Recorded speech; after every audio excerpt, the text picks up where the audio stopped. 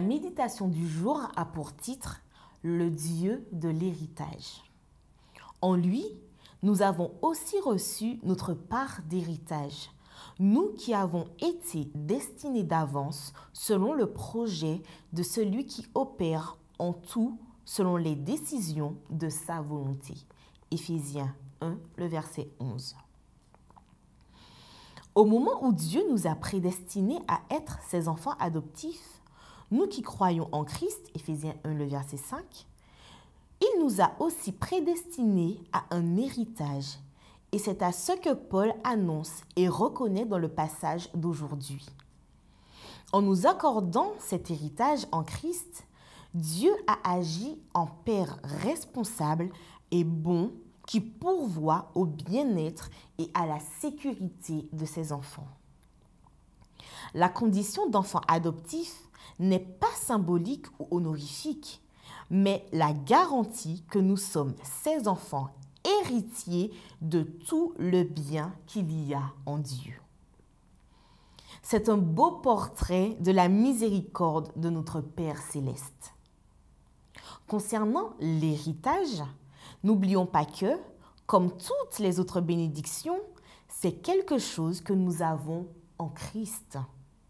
Ce n'est pas un héritage qui nous appartient de droit ou de naissance, mais il s'agit d'un cadeau, d'un traitement très particulier que Dieu nous donne en faisant de nous ses bénéficiaires de ce qui revient au Christ, le véritable Fils, le véritable héritier, le véritable propriétaire. L'héritage n'est pas à nous à l'origine. L'héritage est au Christ et nous le recevons en étant en lui. Aussi important que soit l'héritage, la condition pour l'apprécier l'est aussi, à savoir être en Christ. Comme toutes les autres bénédictions qui nous sont présentées dans Éphésiens 1, les versets 3 à 14, l'héritage a aussi un caractère spirituel.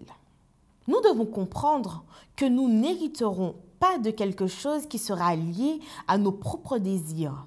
Dieu ne nous demande pas de quoi nous désirons hériter, mais il dit avoir déjà prédestiné l'héritage selon le dessein de sa volonté. L'héritage est le caractère spirituel et Dieu, merci pour cela, car seul le Père peut savoir ce dont ses enfants ont réellement besoin. Le passage est au passé composé. Nous avons reçu. Ce qui nous montre que cet héritage n'est pas quelque chose qui est réservé au futur. Même si nous le croyons, ne le ressentons ou ne le comprenons pas, nous jouissons déjà aujourd'hui de notre héritage. En Christ, nous avons déjà hérité. Il s'agit d'un fait accompli qui ne dépend pas de ce que nous faisons ou pensons. Il n'y a rien d'incomplet en Christ. L'héritage est un fait. Nous pouvons être sûrs de notre salut aujourd'hui même. Notre héritage est le Christ et rien ne peut nous l'enlever.